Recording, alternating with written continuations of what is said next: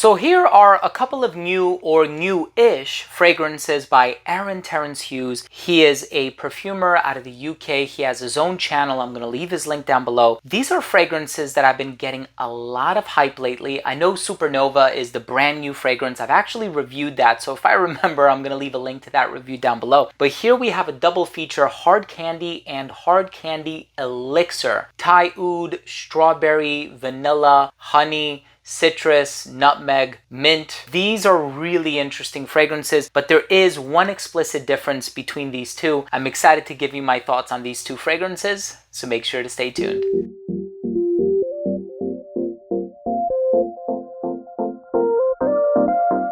Now, before I begin today's episode and I give you my thoughts on these two fragrances, I believe Hard Candy is a 2022 release, Hard Candy Elixir is 2023. I want to start the video off by saying that if you're a fan of fragrance-related content, please do consider supporting the channel by subscribing to it. Hit the bell icon and click where it says enable all notifications. This way, whenever I do upload these daily videos, they will get delivered straight to your feed. You never need to worry about missing any of my future uploads. And of course, give this video a thumbs up if you enjoyed it or if you took something of value from today's episode. It would also greatly assist with the YouTube algorithm. So Terence Hughes, amazing perfumer. I've reviewed a bunch of his fragrances, Onyx, Onyx Extreme, Supernova, a bunch of his older releases as well, and I think the guy is very, very talented. I had the chance to meet him once in 2020 when I went to London, and it was an amazing experience. He was very hospitable, very down to earth, but also very charismatic as well. Here we have two exceptionally well done, and I want to call them gourmand fragrances because they're so juicy and so fruity, and really sitting at the forefront is this note of strawberry. But there are some darker elements as well. You do have the Thai oud, and of course with Hard Candy Elixir, you do have some animalic ingredients. There are no real animal ingredients in here, so I think they're 100% vegan, but it does have ambergris, synthetic, I presume, synthetic tongue and musk, and it also has white musks and a few other ingredients. So that is the explicit difference between Hard Candy and Hard Candy Elixir. I'm also going to try to break it down in layman's terms what I perceive the differences are, but let's go ahead and start things off with a quick look at the presentation.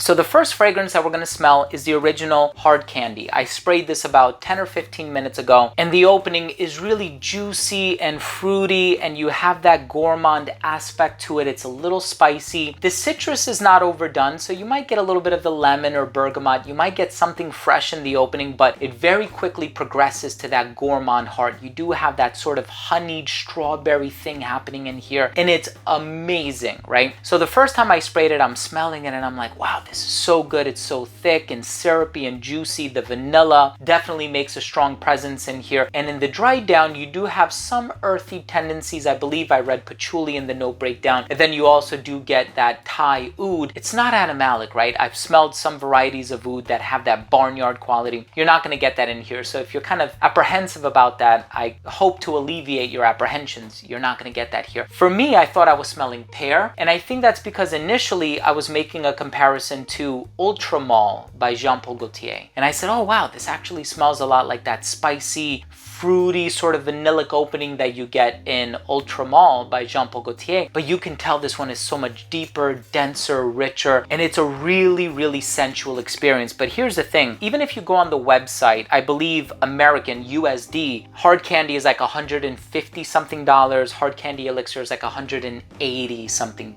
So there's like a $30 price difference. But even on the website, it describes this one as being more sensual. So the Elixir version is more sensual, and in the opening, they kind of smell the same to me. So I had to give it like 20-25 minutes for them to dry down. Wow. And Hard Candy Elixir, you can definitely tell how this one is much richer, deeper, more sensual. So the question is it worth the $30 price difference? 100% absolutely yes, right? I would certainly recommend 100 times out of 100, I would recommend Hard Candy Elixir over the original Hard Candy. If you're looking for something that is a little bit more on the modest side of things, I would say go with Hard Candy. But this one has that synthetic Tonkin musk, which I've smelled Musk Tonkin by Parfum d'Empire, and it actually smells kind of animalic. This one does not smell animalic to me. So you have the synthetic Tonkin musk. You have another interesting ingredient in the base that I would rather not name, but you can look it up for yourself and you can see what it is. But you're not going to experience any special effects when you smell this fragrance. So let me just put that out there. But if you look at the note breakdown, you'll know exactly what ingredient I'm referring to. But you also do kind of get this really beautiful, musky, woodsy, earthy texture in the base, that Thai oud, the ambergris, the white musk, the synthetic Tonkin musk. And I do appreciate the fact that there aren't any real animal ingredients used in this fragrance, but it's so rich, it's so sensual, it's so alluring, it's so romantic, it's sexy. This is an amazing, amazing fragrance. I can't tell you how much I really love this one. Every single fragrance that I've tried from this brand and that I own from this brand lasts an incredibly long amount of time, and I couldn't be more impressed. You know, it's interesting because I've sprayed them on clothes, I'll wash my clothes, it comes out of the laundry, it still smells like it. So once you spray one of these fragrances on, you are making a commitment, right? You are saying your vows at the altar. It is such an enduring fragrance, both of them. Dark Onyx, or Onyx Extreme, I should say. I don't know why I keep calling it Dark Onyx. Everything I've tried from this brand lasts such a long time, but two fantastic fragrances. Gourmand leaning, the juicy strawberry, the honey, it's mellifluous, the vanilla is dulcet, is just two incredible fragrances. My personal preference would be Hard Candy Elixir. I love that added sensuality in the depth, and in the dry down, you really have to try both of these. Let's go ahead and finish things off with my overall assessment.